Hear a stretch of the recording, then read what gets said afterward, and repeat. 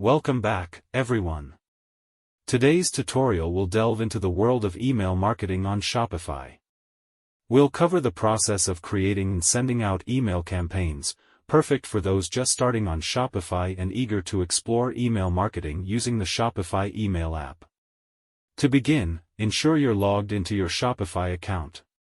Click on Add Apps on the left side and select the Shopify App Store. Search for the Shopify email app, developed by Shopify itself, and install it. After installation, associate your email with the app. Now, within Shopify, navigate to the installed app. Here, you'll find options to create automation or campaigns. For this tutorial, we'll focus on creating a campaign. Choose a campaign template that aligns with your goal, such as a sale announcement. Customize your campaign by filling in recipient details, selecting a subject, and adding a preview text. Then, tailor the email content to your liking by adjusting blocks or sections, including headers, images, and product sections.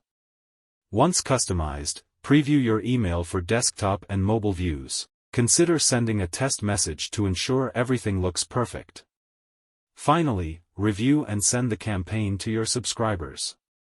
Check your campaign list and metrics to monitor its performance. And that's it. You've learned how to create and send email campaigns on Shopify.